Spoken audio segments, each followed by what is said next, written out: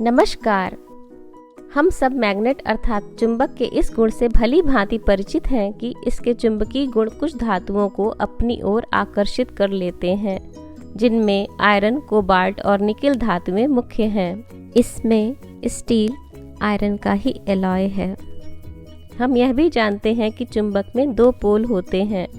पोल को हिंदी में ध्रुव कहते हैं। एक नॉर्थ पोल उत्तरी ध्रुव और दूसरा साउथ पोल दक्षिणी ध्रुव कहलाता है। समान पोल्स को आमने सामने पास पास रखने पर वे एक दूसरे को दूर करते हैं, प्रतिकर्षित होते हैं, जबकि विपरीत पोल्स पास पास आते हैं तो आकर्षित होते हैं। भारतीय वैद्य विद्वान प्राचीन समय से प्राकृतिक चुंबक और उसके गुणों से परिचित थे। अथर्ववेद में अश्मन अर्थात चुंबक द्वारा चिकित्सा का वर्णन है। कहा गया है कि यह अमृत के समान व्याधिग्रस्त शरीर की व्याधि का हरण कर शरीर स्वस्थ बनाता है। वर्तमान समय में रस शास्त्र में चुंबक चिकित्सा का विस्तृत वर्णन मिलता है।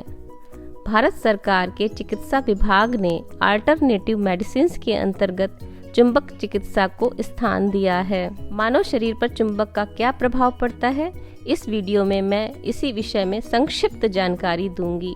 इसके बाद अन्य वीडियो में होम्योपैथिक चिकित्सा में चुंबक के चुंबकीय गुण से तैयार दवाओं का भी विश्लेषणात्मक वर्णन करूंगी।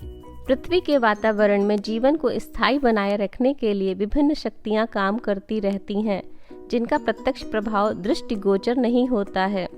पिछले वीडियोस में मैंने सूर्य के प्रकाश और चंद्र प्रभा के मानव मन और शरीर पर पड़ने वाले प्रभाव का उल्लेख किया है। इसी प्रकार विस्तृत ब्रह्मांड में स्थित हमारी पृथ्वी, जहां हमारा निवास है, में भी विशेष प्रकार के प्रभाव कार्य करते हैं, जिनमें पृथ्वी का स्वयं का गुरुत्वीय प्रभाव या गुरुत्वाकर्षण शक्ति तथा पृथ्वी का चुंबकीय प्रभाव मुख्य है।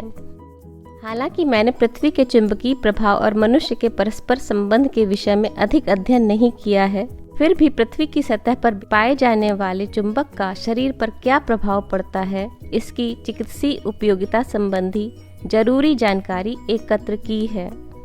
पृथ्वी की सतह पर ढेरों चुंबक पत्थर के रूप में पाए जाते हैं। वास्तव में ये लोहे के अयस्क ओर हैं। यह मुख्यतः मैग्नेटाइट और पायरोटाइट ओर हैं। इनमें फास्फोरस और सल्फर अशुद्धि के रूप में मिलते हैं।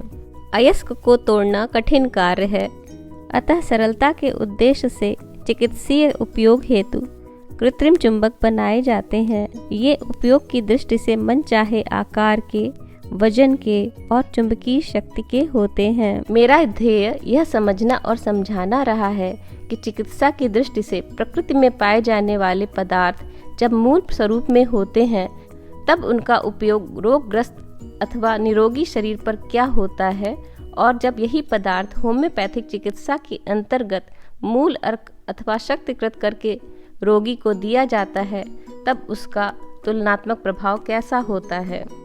अतः इसी व्यवस्था को आगे बढ़ाते हैं। होम्योपैथिक चिकित्सा के जनक सर सैमुअल हनीमैन ने स्वयं मानव शरीर पर चुंबक के प्रभाव को लेकर काफी समय तक प्रयोग और परीक्षण किए, और परिणाम को उन्होंने अपनी मटीरिया मेडिका पूरा में उद्धृत किया। उन्होंने 3 दवाएं तैयार की, जिसमें पहले यू आकार के चुंबक, जिसे हॉर्स शू मैग्नेट कहते हैं, पर परीक्षण किया। हॉर्स शू मैग्नेट में उत्तरी और दक्षिणी ध्रुव अगल बगल होते हैं। इसके चुंबकीय प्रभाव का उपयोग कर होम्योपैथी दवा मैग्नेटिस पोली अम्बो बनाई।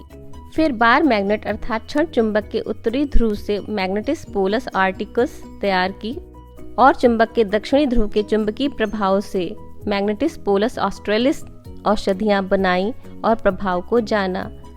रोगग्रस्त व्यक्ति को देकर रोग निवारण क्षमता की पुष्टि की। मैं अलग अलग वीडियोस में इन तीनों औषधियों के गुणों की अलग अलग चर्चा करूंगी। चिकित्सा की दृष्टि से मानव शरीर के लिए चुंबकीय चिकित्सा एक सुरक्षित विधि, non invasive way of treatment है। आधुनिक चिकित्सा विज्ञान दर्द को कम करने में चुंबकीय चिकित्सा को प्रभावी मानता है। जब चुंबक शरीर के पीड़ित क्षेत्र पर क्रियाशील होते हैं, तो या तो पहला चुंबक के चुंबकीय क्षेत्र के प्रभाव से तंत्रिकाएं उत्तेजित होती हैं, फलस्वरूप तंत्रिकीय विद्युत प्रवाह भी प्रभावित होता है, अथवा दूसरा उस क्षेत्र की कोशिकाएं बढ़े हुए रक्त परिसंचरण, आयन विनिमय और क्षेत्र में ऑक्सीजन के प्रवाह पर प्रतिक्रिया करती हैं। चुंबकीय क्षेत्र रक्त धारा में आवेशित कणों को आकर्षित और प्रतिकर्षित करते हैं, जिससे रक्त प्रवाह बढ़ता है और गर्मी पैदा होती है। ऊतकों और रक्त प्रवाह में बढ़ी हुई ऑक्सीजन को उपचार की गति में एक महत्वपूर्ण अंतर बनाने के लिए उपयोगी माना जाता है।